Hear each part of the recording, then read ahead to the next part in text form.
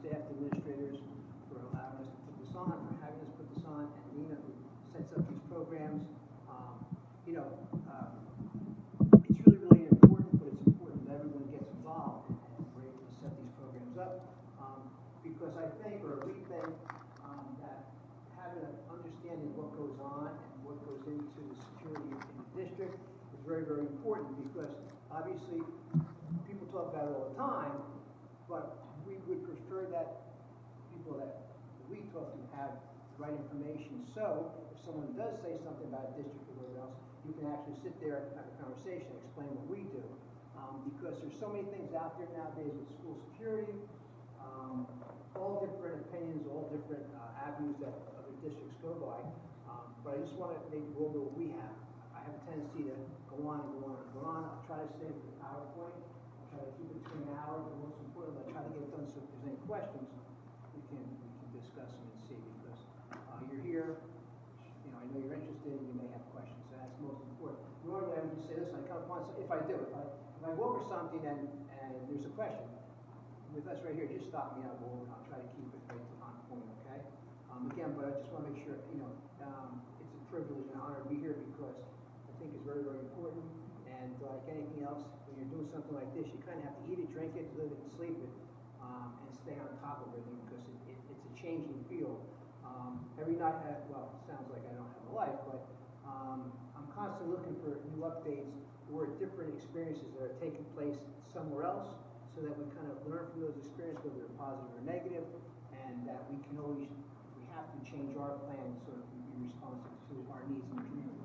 So that being said, Mr. Esposito's here, Yeah, for the event, so we're good to go, right? That's what we waited for, didn't we? Thanks. Okay, so real quick, I'll go to the agenda. Seems like a lot, but I'll go through it. Just background changes for our audience tonight. So much change will be new, but some of the changes and then the background, the partnerships that we have. Well, again, we have the school district, the school community, and the police departments and other organizations that are involved with our school safety. Communications, which is a big, big, big thing in reference to having the plan be successful. The plans and responses that we have, the security personnel. Number 8, what I like to refer to as the layers of security, because you might not be surprised, but to show you what really goes into this, I think it's going to be really interesting to see that the different layers of security that we have.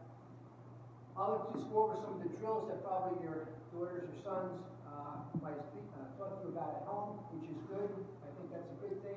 I know it's difficult nowadays for parents to have that extra special time at home because parents work.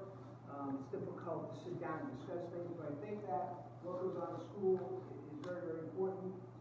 Security is important, but maybe just take some time, some family time, even though it's not sometimes a pleasant thing to discuss because of why we're doing these drills and what we're planning for, but I think it's really important. And the drills are lockdown drill, shelter in place, mentioned too, but I'll go into some other drills. Evacuation drill, bomb threat drill, and then of course some of the theories that are out in reference to run, hide, and fight. The prevention that we do, and if we have time for a short video and questions and answers. That's right here. Okay, so real quick in the background. I've been doing this for some time now, but obviously after the Columbine incident, the line thinking, the thinking of the police department's response, the school responses have changed drastically. It wasn't just that one incident, but it was accumulation of other instances, and then of course Columbine came.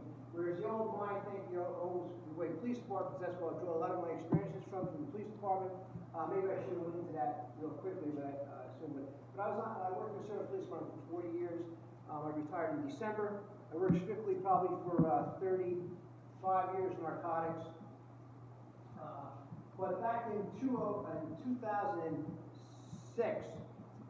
we started seeing instances occurring with school violence, and I started writing up the first active response plan to active shooters or violent situations in the school environment. So that being said, so back in that time, after Columbine, things have changed. In the old days, I'll say the old days, I'm kind of an old wolf, but in the old days, police officers respond to a violent situation, and what they would do is they would surround the building and wait for a hostage negotiator, wait for other officers to respond, wait for the bosses to respond, and by that time, obviously, we know from now experiences is that that can no longer be the process, because a lot of innocent lives are being taken, a lot of innocent people are being harmed by who that individual who I always call the bad guy, but the active shooter or the person who is instilling, causing harm and violence to our students, our teachers, or administrators. So, real quick, last year, first 20 weeks of 2018, show you how quick it goes. First 20 weeks, there was 22 incidents involving shootings in schools. In 2018, there's there was 94 total instances of school violence. This year, I'm sorry, the end of last year was Parkland in Florida and Santa Fe. Parkland was, and this I'll go real quickly with that. Parkland, they did have what we call school resource officers. And again, there was a breakdown in what I believe breakdown in communication, but a big, and I don't, by the way, I'll never Monday morning quarterback, I wasn't there, I don't do that. I believe in facts before acts, and I also believe in walking before we run. But obviously, from reports that came out, and the big thing is they have to admit what went wrong there. But the big thing there was that there was a breakdown, I believe, in training, whereas there wasn't that rapid response that should have been done. Enough being said about that. Of course, with this change since back in 1999, the school responses changed through the school districts and also the police departments, law enforcement's response changed, and also the community responses changed. Those three items at the bottom, school, law enforcement, and community, it takes in everything that we're going to discuss tonight because it's the main ingredients in making a plan become successful and work.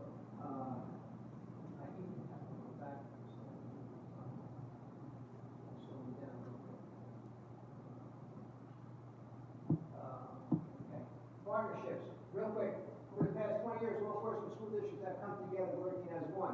I have to say, again, I'm trying to go through this fast, but I want to make sure I cover it. The Several School District and the Several Police Department, again, coming from that area and then being here now. Talk to your friends, talk to individuals that are involved in other school districts. When I finish this, you're going to see how this all comes together. But I can tell you right now, and I always try to tweak things and change things and make them better, but I can tell you,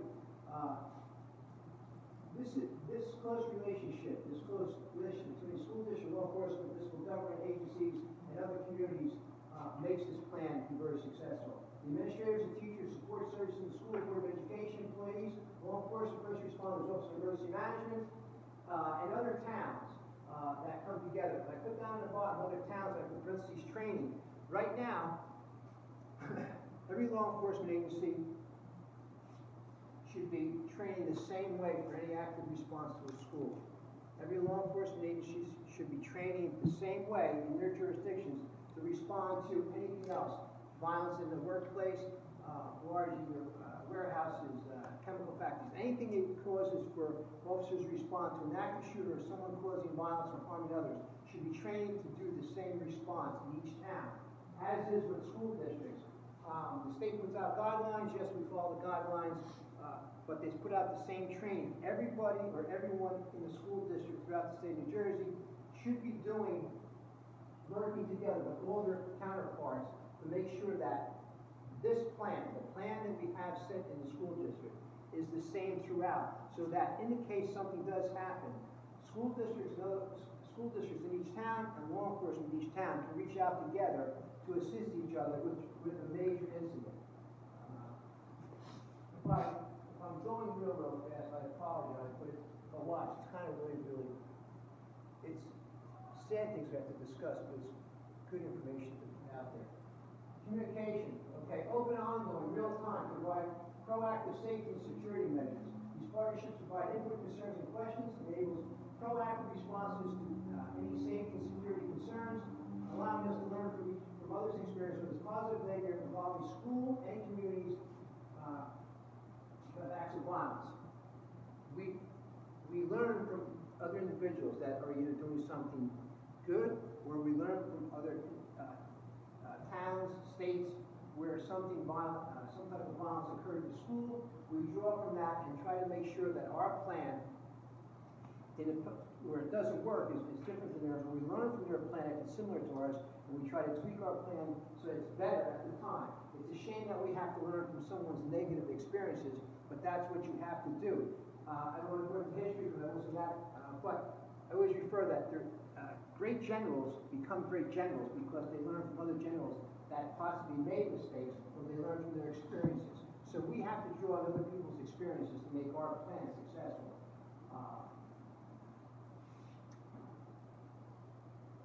Is there a clicker I can use?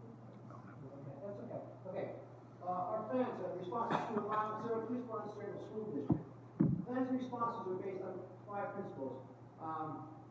They get to say, well, there's just 5 principles that I believe are important.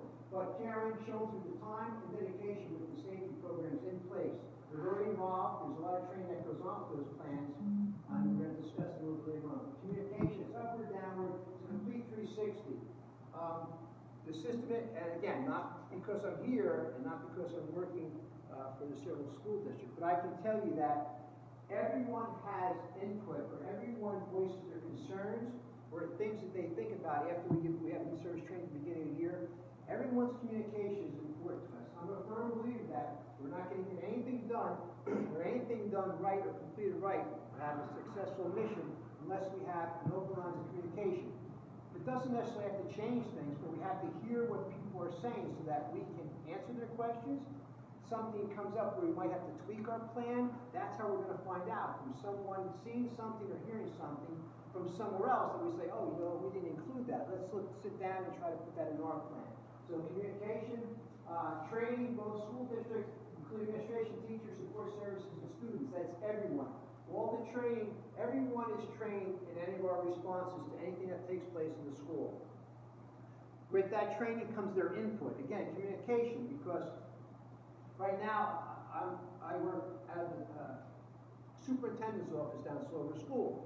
Who to know the buildings better than the teachers, the administrators, the janitors, the cafeteria workers? So I want everyone. I don't care if they call me, they text me, they email me. If they see something or hear something, or they're outside and they have something going on in another school district that they think may work here, I want them to bring it on. I want them to tell me about it, because they'll be able to tell me what's working in their building and wherever they're working and where they're assigned. So they'll be able to tell me as far as it's fitting into what they'll need if something happens. The planning, all individuals in the school community are involved in this process, because when we give you in-service training and we go over the responses to the different plans, you'll be amazed, but some of the teachers will say, well, you know, my classroom I have this, my classroom I have that. That's the perfect input we want, because then I can take time to go see what's in their classroom. I can tweak their classroom a little bit. It's a shame that I have to say that. I try to let the teachers know that, and whoever think this when you're going to school you know, and you go to school to learn to be a teacher, you go through college, you go through your student teaching, and you have to be mindful now how to set your classroom up offensively, defensively. I'm here to tell you that my daughter teaches somewhere in another school district, and every year when she starts, now she usually has the same classroom, now she's being moved. I go into her classroom with some of her other teachers, and I try to set their classrooms up. It's a shame, I know that. I don't want anybody to be paranoid, but I would be remiss if I didn't say that that's a topic of conversation in different districts and different law enforcement agencies to help the teachers be more secure in their classroom. And practicing school community, having response, learned behavior. What I mean by that is the practicing of all the drills. When you practice something, a carpenter knows he has to bang a stud in, and it's tight in the corner, whatever. He knows how. He practices so that he doesn't even have to think about it. It becomes a learned behavior, how to hold the hammer differently to tap the stud in. Same thing is that when I was a police officer, I didn't have to think twice. When I stopped a motor vehicle, I approached the vehicle. Every time was the same way. It was a learned behavior, how I approached the vehicle. Even to this day, you know, my wife always says, hey, listen, you know, you're not talking to a suspect, but I usually, and I feel bad sometimes, but I'll be somewhere, I'll be talking, I'll always talk to somebody like this. It's a learned behavior. I never talk to anyone like this. I always talk like this, because that's just something I did for many, many years. Part of that is that we want our responses by our teachers, even our students. And listen, the students, they know exactly what to do. They know how to complete the mission. but we want the teachers to have learned behavior, what they do when that call comes out that's a lockdown, what they do if it's a shelter in place. Not even have to think about it. They have a plan that they practice, it becomes a learned behavior, and boom, they go. And believe me, it does work. So, all district employees and law enforcement are trained in practice plans that are implemented to protect and provide safety for our community schools. The training and practice of the plans are continuously updated, ensuring the safety of students, employees, and community. This is an ongoing process due to the increased violence taking place in society. It's a shame that we have to do things because other people are doing them. But in fact, that's what we have to do. But the planning and the practicing, we do our drills now, we go to the schools, we watch the drills, we see exactly what's going on. If something has to be changed because of a certain building, we do that. But the big thing is that we're all practicing, we're learning what we have to do, and it's really like second nature, but no, it's a learned behavior on how we respond to the different situations. You can stop me or yell at any time if you have a question. Okay, security personnel. This is kind of interesting. Now, obviously, there's things here that's going to go on that I can't, and I wouldn't, but we all should know what goes on, so we have that feeling that if something does, that we have a plan in place. Obviously, things are up to that, and I'm not that there's big secrets here, it's not like that, but there are things that you can't discuss because there's just things that we don't want out there. But, okay, so in our school security packet, in our toolbox, I just call it a toolbox, a lot of moms and dads don't know, other people in the community don't know, but it's something they should be aware of. So we have campus monitors in each school. That's part of the security detail. They have a job to do where they will meet visitors at the door. They'll provide security inside the building. There's a lot they do. I have a whole list that's at the end here, but they provide the initial contact, the initial security for the building. The building's locked down, and they're responsible for logging everyone in, for seeing things, hearing things, and they work actually with the administrators of that building. We have in our school district right now, we have what we call 2 school resource officers. One's at the high school, one's at the middle school. They're actually, that's their assignment. They're actually detectives with the police department. They wear a uniform. They're their school resource officers. They're there to, if there's a need for a police officer in the school, to be a liaison between the school, the police department, and obviously headquarters in case something's going on. But it's a good way for the students, the teachers, the parents to have a contact. So if they do have a question, they do have something going on, and a lot of times you don't know who to ask or who to go to. That's key in the school district to have school resource officers because they make that initial contact. They understand that it's not always when sometimes police officers go to someone's house where they go to respond to a call.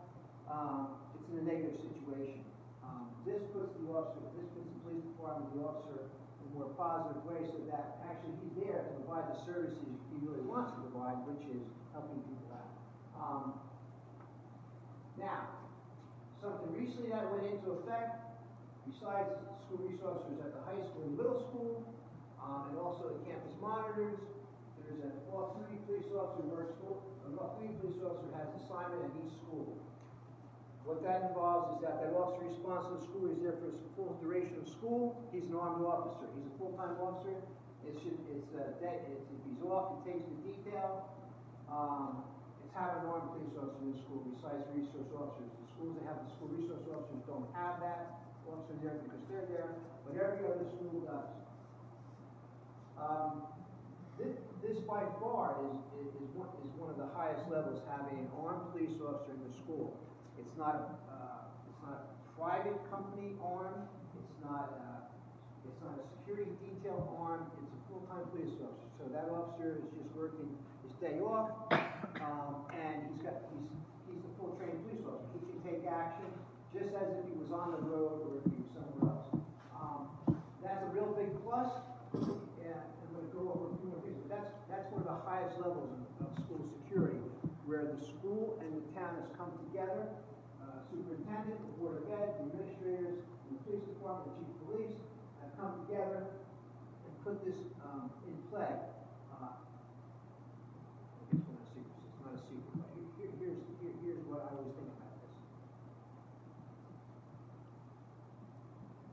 God forbid, I don't even want to talk about things like this, because I don't like it, because it's just, I hope it's out of our toolbox. But if something does happen, I can tell you this, that I've been with those guys and girls over there, and again, I'll tell you how it is. I mean, listen, everyone is different, but I know what the training goes over there. I'm telling you that if something did happen in one of our schools, the positive in this is that our response time is zero. Now, what does that mean? No, our response time is zero.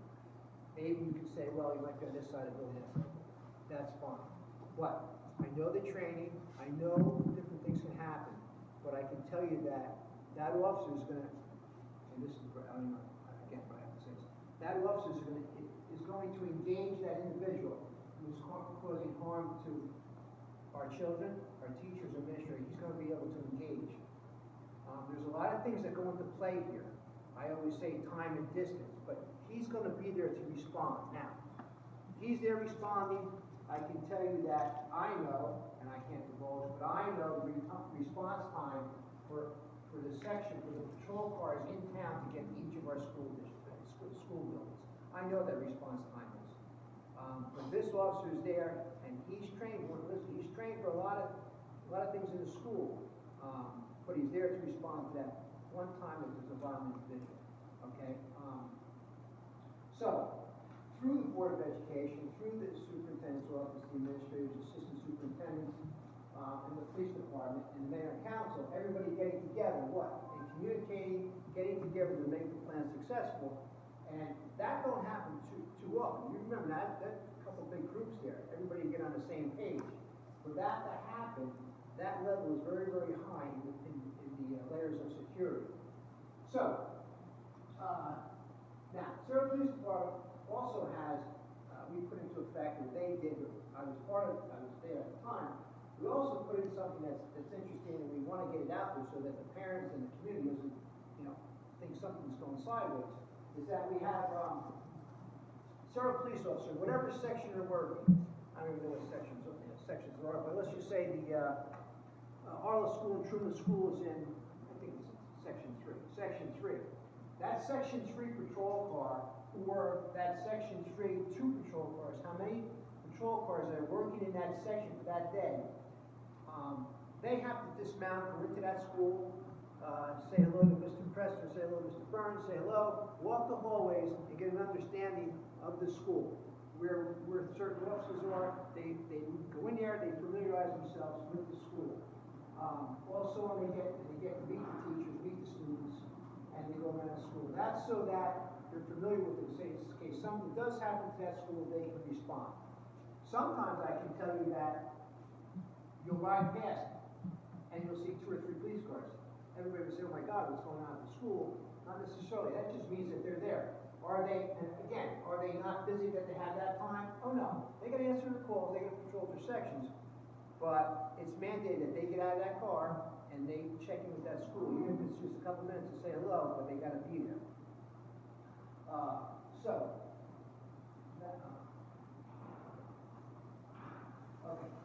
Okay, so the layers of security. So, it's in cooperation. All these layers actually come together because of the administration of the school district. Okay? So, let's just, real quickly, because there's a lot of things that we're doing that we also do, but we just take it for granted because it's things that the school district has set in place, we've set in place, and continue to do it. But real quick, I just go over because this is like easy takes too. But anyway, we start out making our buildings in the school district, making them safe. How? Outside. Do inspections outside. I've been to all the schools. I do an inspection on the outside. I do inspections on the inside, just to see certain things that may be tweaked. If there's a bush or a tree blocking a window, if there's a tree close to where there's a lower roof in the school, well, I take the director of buildings and grounds. We ride around. We say, listen, let's see if we can get this tree taken down. Let's see if we can clean these bushes up because we don't want anybody being able to hide by the tree, hide by the bushes, or be able to get onto the roof with the trees. Some little things like that go into the plan. Canvas monitors, I wrote that, where they're assigned to the door. They're the first one. We're probably going to be putting out a brochure at the beginning of next next year, just advising the parents and also the students, but the students know that if you have something to drop off, if you have something, some type of communication, or your son or daughter forgets something to drop off, there's a system in place where you can just drop it off and have you buzz, talk through the buzzer, your phone to the campus monitor, just saying you're going to drop something off, but there's a system in place so that while the school is locked down, the school is tight, we don't have to worry about people coming and going, unless obviously they have to go into the school building. Campus monitors do that. They're there at the front of the desk. Okay. So they're there for the first visitors. They receive information. They document contacts. They sign the parents and visitors. They do escorts into school. They maintain an open line of communication with administrators, teachers, and the parents. Parents know and see them there all the time. That's a very positive thing to know that someone's at that door. All the other doors in the school are secured and locked. That's something very important. There's some schools that, the doors aren't checked. Campus monitors and the police officer, mostly, the police officer that's assigned to that school for that day, he has certain things he has to do. One of the things is to make sure the doors are locked, to make sure there's nothing, I know this is like being real critical, but as long as there's nothing right near that door, so that if the teacher had to run out, for whatever reason, that there's not something that can be used as a chocolate door. Because if there is a chocolate door, believe it or not, the officer's going to pick it up from his pocket, take it out front, so that the door can't be compromised at any time. The campus monitor maintains security in the building with the police officer. There's one here, right here. This one right here, monitor metal detectors. I'm going to go over that one real quick, but then we'll come back to it. But that's a hot topic for conversation. But at the end, it comes into play, and it's kind of a real easy understanding at the end about what they do. Anyway, security interior, exterior doors, entrances. Tightening the building down so that there's no entry to anyone that's not supposed to be there. There's also in our security letters, we have alert lights for different things. For different situations, obviously, active shooter, lockdown, there's visual signs that the students can see it in an area where there might be a lot of noise, cafeteria, gymnasium, that's a security level. One real big important is the radios to all schools as well as several police department headquarters 911. You don't take anything for granted, so that if something did happen, our quickest means of communication is we have 911 radio. 911 radio is very important because we can call headquarters, anyone of the school, the administration can call headquarters. People will be calling on the phone, but it's 911 directly goes to dispatcher. That radio keys up to that individual location, Arlo School, Truman School, and they get direct contact with the dispatcher. Another real important part about that is that also it gives us that quick two-way communication so that if someone did do something to the school, has left, or is still on the campus, they can give a real live time rather than being on the phone going over the radio, because besides the dispatcher knowing it, every car responding to the school is going to be hearing the same thing. So they're going to know if the individual left in a red car, a white car, a black car, is wearing a black leather jacket, whatever. The patrol cars are seeing it, they don't have to wait for dispatch to hear it, and then transmit to them. So that's really a big benefit. Building improvements, there's some improvements going on. Reference to the high school, the middle school, and the upper elementary school. Making the entrances more secure, making access more secure, and putting other security levels in those three buildings at the time. It's real positive. We're going to start it soon. It's kind of out of my area right now, but I can tell you that the plans in place make it very hard to enter into those buildings without a number of security checks and levels in place. Okay, full-time police officers, we got that already. Daily visits by SPD, school resource officers. Okay, here's one that sometimes we don't realize that we do, but we have constant update on intelligence gathering and issues concerning violence, social media concerns. I can tell you that there are checks and balances in play, and I know that they do work. I'm going to have that somewhere here, somewhere I'll go to, but the updates on intelligence gathering, issues concerning violence and social media. I can tell you that if we receive headquarters could or we can. We receive information anywhere, either from students, parents, teachers, it happens, and other agencies. We follow that information right through. We develop the intel so that we know if something is supposed to happen in our district, or something's just being talked about. We do that, we check with other agencies. There's a system in place where I can check with other jurisdictions in reference to that information. So it's constantly updating any intelligence information that we get. Why? Because, I'm going to have myself, but we don't, right, we really don't want this community, the school community, to be used as a venue for something that took place outside our community. In other words, if there's something that goes on, say, at another school district, in the park, at something else, but they know that the individuals that they're having trouble with, or that they perceive they're having trouble with, they know that they can find them in the school, they can find them second, third, fourth period. We don't want that. We don't want our community to be a venue for that violence. So by staying on top of the intelligence, staying involved in social media, it enables us to try to stay on top of it, to get the information ahead of time. Let's see. Okay, the last one there is very important, but it was going on way before I involved. But maintaining and monitoring early warning signs of behavioral issues. I want to mention this somewhere else, but history shows us, experience shows us, how much research you want to do on active shooters. It shows us that somewhere, sometime, an individual that causes this injury, harm, and violence in schools gave some type of telltales. May not have been a lot, but it was signs of that there. The biggest thing I always say is that sometimes people say, well, you know, I heard something, I saw something, but they don't want to say it about someone else's child or someone else because they don't want to be the only one to say it. I can assure you that, through my experience, is that I would get information all the time from different individuals in reference to where I'm from the narcotics field. I can tell you that I would talk to everyone, and I can tell you that a person would come and say, I didn't want to say anything, but, you know, Mr. Johnson is selling drugs. I try to explain to them that they're probably not the first person, the last person that's going to tell me something about Mr. Johnson. The thing that's important is that if I see something or think something, you never know who's to your right, to your left, in front of you, or back of you that heard or seen or felt the same way. That's a telltale. If I'm thinking something right now and someone else is thinking that, we have to be able to talk. We have to throw our lines of communication, whether it's another teacher, whether it's a supervisor, whether it's an administrator, where in our side here, whether it's another family member, another parent of a student. I know it's difficult to talk about other people, but in this particular topic here, we have to talk because that little information can be the difference of stopping something taking place. Again, the second to the last is metal detectors. With everything, and there's a lot that I can go into, but with everything that's going on in the district with school security and everything, social work,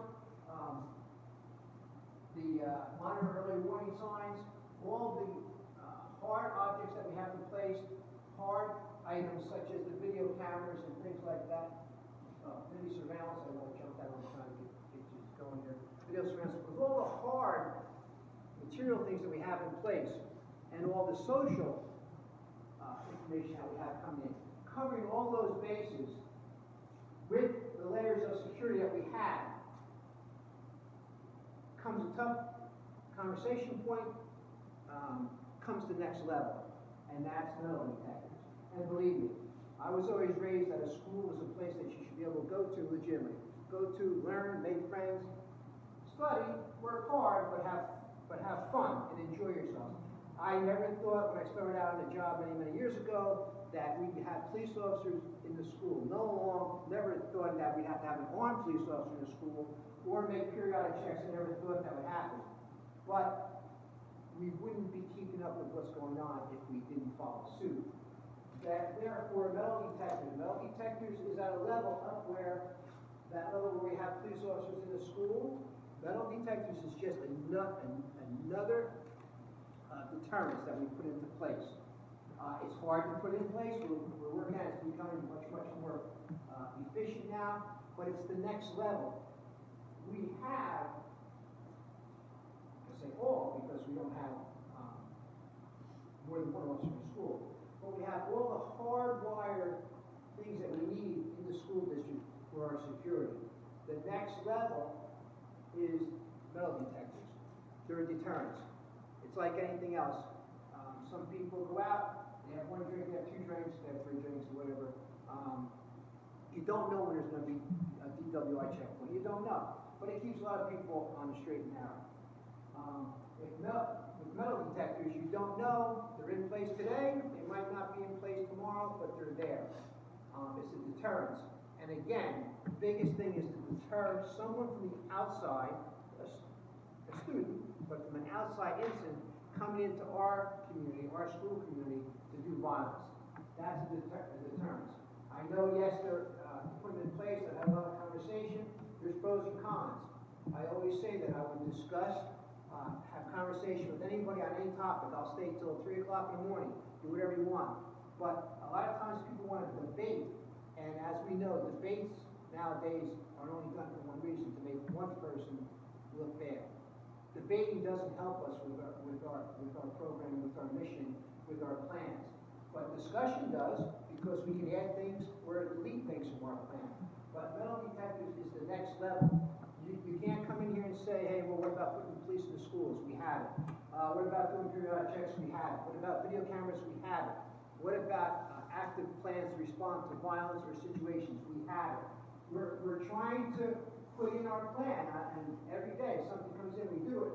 But right now we're at that level where the next level would be, and again, there would be people to not discuss this or have conversations. There would be people to debate this. And I know some of the reasons what they want to debate.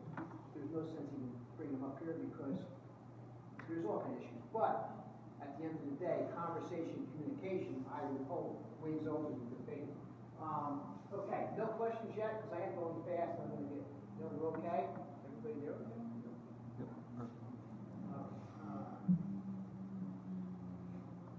Okay, drills, real quick. Students in the school? No? Daughters, sons in the school? Sons? I know. We have students or sons and daughters? Okay. Okay, good. So real quick, the drills today could be mentioned to you or not because they just do it second nature, it's learned behavior. But real quick, lockdown, shelter in place, evacuation, code blue, which is real, I mean, they're all important. Code blue, fire drill, bomb drill. Just so I can do these in my sleep, but, okay, lockdown. Goes into effect for us. A classroom, office, other rooms are secure. Students, faculty, administrations are remain behind locked doors. This is one, God forbid, I should say, but something happens in a violent situation when an intruder comes into school, he has a device that's going to cause harm, either a handgun, knife, whatever he has. It's going to go into a lockdown. The teachers and the students know. Equipment goes in, they lock the door. Well, again, learned behavior. It's how to respond. But they lock the door, turn the lights off, the shades open, closed, all depends. There's different views on that. I can go into that. But most importantly, it's a lockdown. They're hidden, they're concealed. Classrooms, you go there, you'll see there's little shades on them, where there's drapes with a piece of yarn. Pull the yarn, the shade goes across, you can't see inside. Students are quiet, teachers are quiet. All devices are off, and they stay there. That's a lockdown. They don't, if it's a real live incident, they will not get out of that classroom until they're relieved by a police officer, and even that, they may be in for hours, depending on the situation. I don't want to go into the negative ones, but depending on the situation. Your sons and daughters could be locked down in that classroom for hours, hours, and hours. And thinking about that, that's how long it could be. That causes other issues, of course, right? But it would be a lockdown situation. That being said, we did one, Randy and I don't know, we did one going back last year, 2018, almost the time. We did a class like this real quick on update security, and there was a father and his daughter. She was like maybe third grade, maybe. Well, that might be second or third grade. And the parent asked me a question. I said, well, let me go on a limb. I didn't say this, but let me go on a limb here and see if this is working. We asked the little girl, they want to know about a lockdown, and she went through the whole lockdown. But the most important part she said was that, listen, yeah, this is like the home run here. She says, yes, we go down, we hear lockdown. My teacher takes real good care of us. She makes sure we're going to be safe the whole time. and those little ones that she knew, she explained everything about a lockdown. She actually explained it better than I could, and she hit every point. If she was being evaluated on a test and she had to hit 10 points, she hit 12. She did real good. The point of the matter is that we weren't there in those classes all the time, but the teacher was there. So my point is that they know, the students know, the older students know. I mean, think about it. It's hard to get maybe 3 or 4 students, or 3 or 4 children to do something. The teachers and administrators are getting whole schools to sign on to do this. Those classes are locked down. I can tell you during lockdown in high school, it's going to be noisy. I'm telling you, I've been in every school. You'd be amazed how it goes into effect and the time that it takes to do things. For the lockdown, teachers are trained to do certain things. For instance, scanning the hallway, getting in, locking the classroom down. There's a lot of things that go into a lockdown that I can discuss and go on. Your sons and daughters know that already.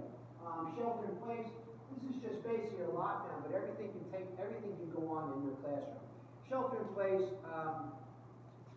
Police might stop a vehicle out on Washington Road. The guy jumps out of the car and takes off.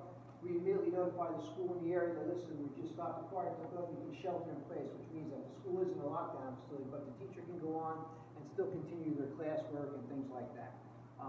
You just lock the classroom down. It could be a medical emergency on a certain floor, on a certain hallway, certain wing. They'll go into a shelter in place. Everything will continue for education-wise, but that will be locked, they'll be shut, they'll be locked into their classroom so that they don't come out, see something that we might not want them to see, someone fall, something like that. But in case of medical emergency, there'll be a shelter in place. We'll be good on time. Okay, good stuff. Evacuation. This is real good. This is very interesting. But evacuation. Something goes on in the school, we have to evacuate. It could be any type of business. It could be a gas leak. It could be anything. It could be an intruder and something happened where we had to evacuate. Each school location in the district has an evacuation point. Suffice to say that if we evacuate, without going into details, we can get your son and daughter out of that area. But evacuations, faculty administrators are evacuated to an exterior location closely monitored by the Cerro Police Department, school administration, teachers, and employees. The Cerro Police Department, there's an evacuation. I can tell you that the Cerro Police Department is going to dispatch a number of patrol cars here, including detectives and patrol officers. They're going to lock your sons and daughters down.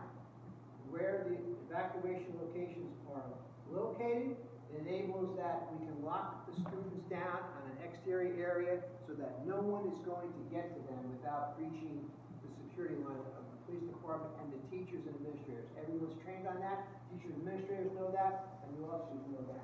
It's something we added to going back. It's a lockdown situation. If there is an incident where the school is in a dismissal, we have to set it up with the district office, but also that we will make sure that officers are assigned for the dismissal so that every bus that leaves, now there's a large amount of buses that leave the high school, that leave all the other schools. There'll be officers escorting the buses out of what we call the warm or hot zone into the cold zone. So those buses get out of the area for wherever there is an incident taking place. So there's a lot that goes into it that's behind the scenes that no one knows. Code Blue, this is really, well, they're all important. This one here, it says medical emergency. Each school has a response team. Thanks to me, I got a copy of all the response teams, so I know each one. But it's for first aid, AED, and Narcan. So there's the team, the Code Blue team that can respond to a first aid incident, depending on what it is. Student falls, gets hurt in gym class, gets hurt in the classroom. Something goes on, they'll respond to that. Probably put the school into shelter in place, and they'll respond. They're trained in first aid, trained in AED, and also now they'll be trained in the use of Narcan. It's a shame to say that, but everyone should be trained. Everyone should be trained on how to administer Narcan. But anyway, so they'll also be available. Not saying, again, believe me, I say, not saying that there's any, that when we're saying training in Narcan, that, oh my Lord, we have a drug problem. No, listen, no, but we never know if something happens. Someone comes from the outside, someone's on property, whatever, and they believe something going on. They can hit them with Narcan and we can have it. Teachers can be trained with that. that also. Fire drills, we all know about fire drills. It's a type of evacuation where students, faculty, administrators are evacuated from the building for the safety with the assistance of the Sarah Police Department, but also assistance of the Sarah Fire Department. First aid, depending on the situation, if it's active, involving the building.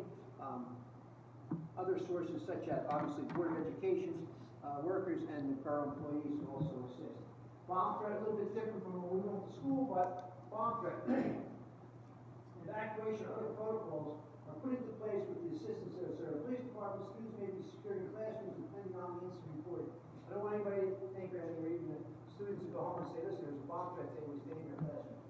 A lot of the buildings that we have in town in our district, and a lot of buildings, even the older ones more so, but even the newer buildings, sometimes the best place to stay if there's a bomb and you don't know where it's at is stay in your location.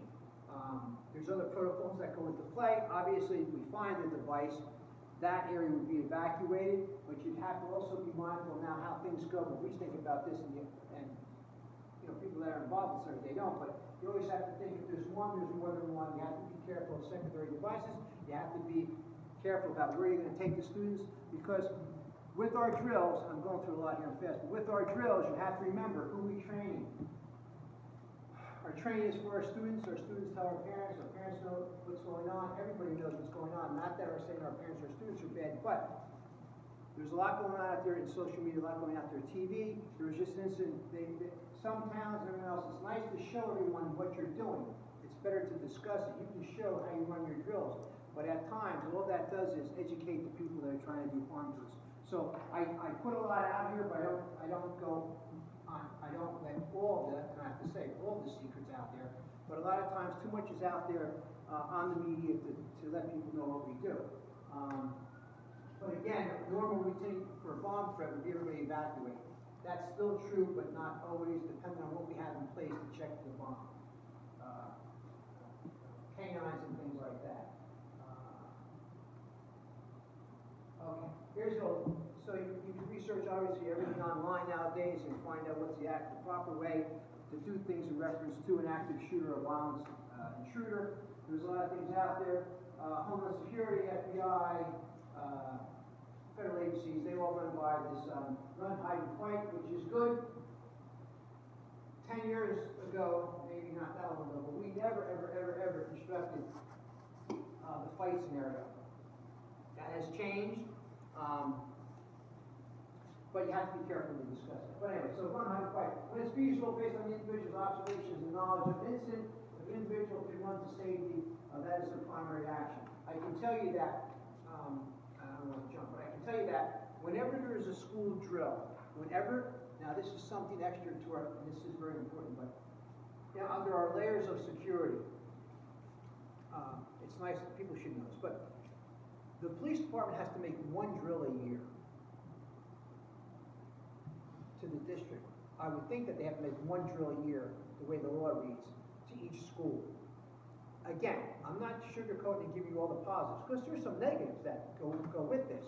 We just try to alleviate the negatives, but I can tell you this, that another time you may see a lot of police cars out of school, and I'm proud of this, and I'm proud of how the school does this and everyone else that's involved, but if there's a lockdown, it's something that it'd be interesting to see, but obviously you can't, but if there's a lockdown in the school, any officer that's available at the time without taking them all out of the sections in town, i.e. any officers that's in headquarters, detectives, administration, if a dispatcher is free besides working, anyone that we can get to that drill, they go to the drill to see exactly what goes on, to see if they're working as a dispatcher, they get a picture of what goes on. Everybody gets a feel of that lockdown. So sometimes you may see 6 or 7 police cars at all school or Truman School. And people may say what's going on. It's usually a drill, but we have everybody so they can see what's going on, so that after it ends, I know it sounds, but after it's over, for 5, 10, no more than 10 probably, but 5 or 10 minutes, we debrief and say, okay, what do you see, what do you see, what do you see?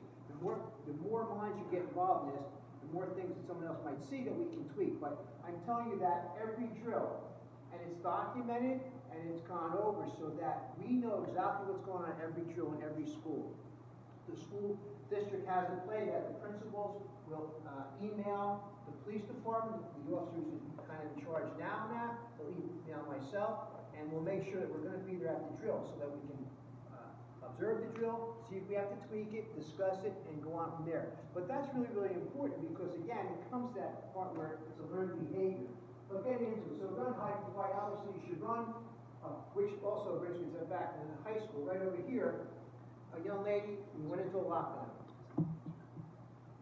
And lo and behold, we're checking the doors, seeing if we can see in the windows, seeing all that, and guess what? We see a young lady, she's standing over here by the door. She was in the ladies' room. She was inside while all the teachers, when I say all the teachers opened their door, did a quick scan, and closed the door, and the young lady didn't know really what to do. Well, guess what? That can happen to her again, but she's going to know what to do. She was by the door.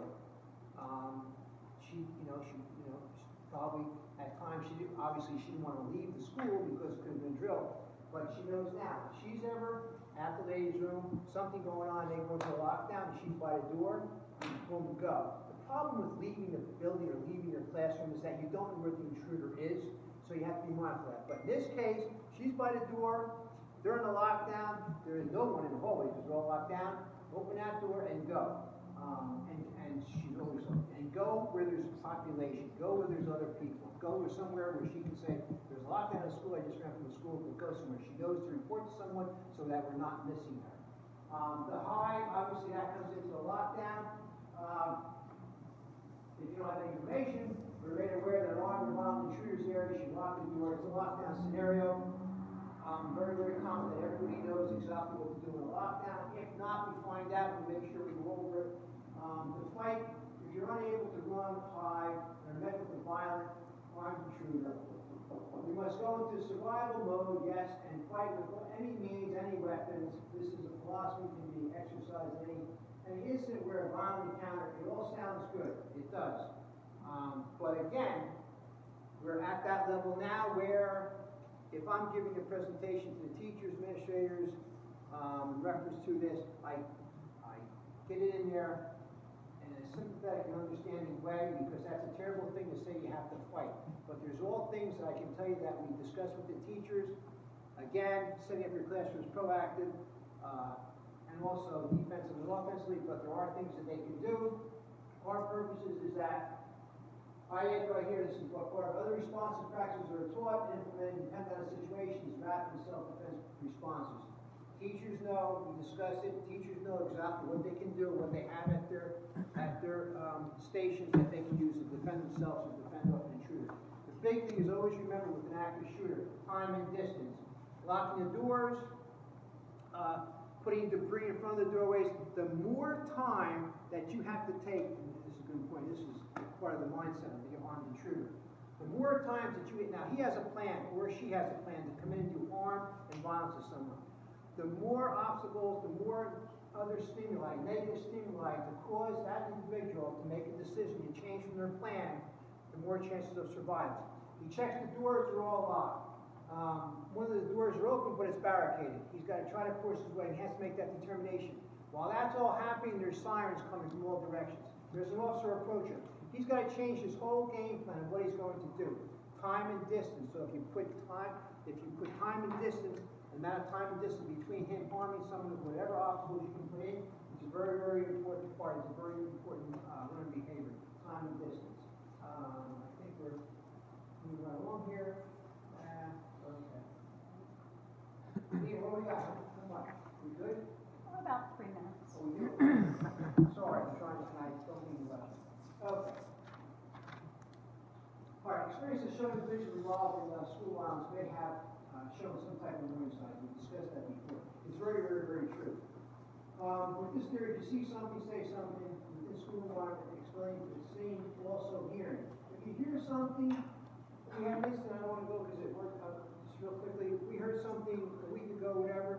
There's a system in place where there was something heard in a different community.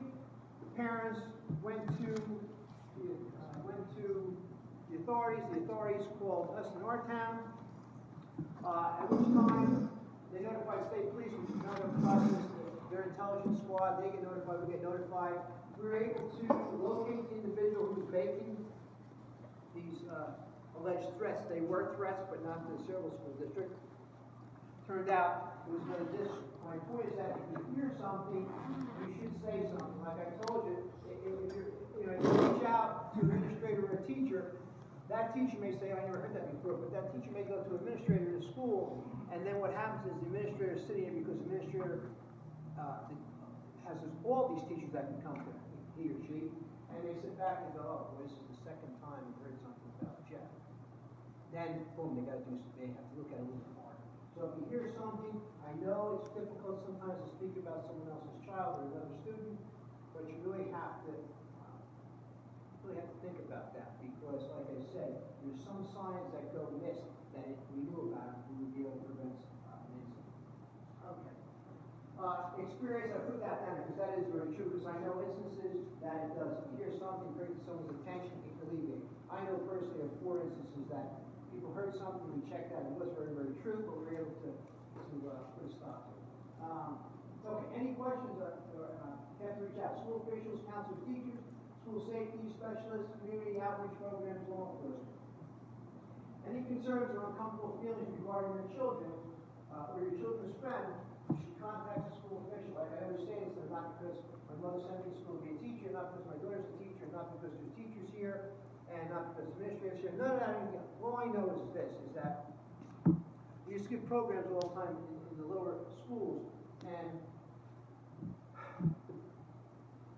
the way society is now is that teachers spend a large amount of time with our sons and daughters. Okay? It's very, very difficult, like I said, to take 5 minutes, to take an hour at night, to sit down at the dinner table and do that. Okay? If you have concerns, I think one of the best people to go to, I mean, obviously administrators and supervisors, things like that, but obviously is the teachers. I always say when I get to the classroom, and again, this is going to be the most commercial, but I can just tell you that. If you want to be a millionaire and have all the money in the world and all that stuff like that, you're not going to sign on and go to college to be a teacher. You're going to be a teacher because one word that I started in the beginning of this, and I mean this sincerely, is that you care. Those teachers care. I know what goes on in the day, not because I was here, I just know what goes on. And I'm telling you that that teacher, if there's anyone that can help any of our children at any time, it's the teacher that they have in class. So if you have concerns or have concerns about someone else, and the teacher's going to keep it confidential. They're going to go to the supervisor and discuss it. There's an old adage, and I say, and I shouldn't, but you clean somebody up, you dirty somebody up, depending on what's going on. But the teachers have the wherewithal to go, to do those checks, to reach out to administrators, to see something before it gets out of hand. So if there is someone that parents or somebody needs to talk to, they should go to their teacher. They're wealth of knowledge. They have all the areas where they can point individuals to. So again, it's a total process. Everyone has to be involved. I mean, you leave here tonight, you hear something or see something, you go talk to another mother or grandmother in your case, right, grandmother? I mean, you talk to someone in a different school district, you tell them what's going on, they may say, oh, we don't have that, or they may say something. Bring it back, you call, let me know. But that's how we have to get this done. But it has to be everyone involved. But I'm here to tell you, and not because but I know what goes on here, and with those layers of security that we have in place, listen, anything is possible, but I can tell you without we're going to make it as minimal as possible because of the response that we have. But it's everybody working together. I can tell you right now, I can make phone calls now, we can get things done because everybody's on the same page. So that's what we really, really want. I hope we never have to use it. I hope we don't have to, I don't like discussing real bad things, but I just know that we have a plan in place. I look at it every day, believe me. I mean, listen, I do. I eat, sleep, and drink this stuff. And if anybody brings anything to my attention, it doesn't fall on deaf ears. I mean, it doesn't. I'm not going to put it doesn't. That's just how I am. And I can tell you that I just saw a couple things that go on. I can assure you that the teachers and administrators in this district, I discuss with a lot of people. Security is top. I mean, I can tell you, you can go out right now and ask anybody. I don't know, you may call me up and say, Jeff, there's other schools, but with the levels that we have in Polaris, with what they did, how they set it up, with the open line of communications, everybody involved, I'm gonna tell you, I don't think so, but maybe they should look at what we're doing. Not that we're the best, but every time we discuss it, whatever we discuss, the main emphasis is on how can we make the schools more secure. Not that we have a bit, listen, I go to every school, it's quiet, everything's working out well. It's the outside interference that I'm concerned about. But I'm done, that was it, did I get in that about an hour? Okay, and no questions, no comments, no concerns? It made it easy then. You can ask me hard questions, I just might, probably might tell you something. But good, you're sure? Very good, yeah. I really appreciate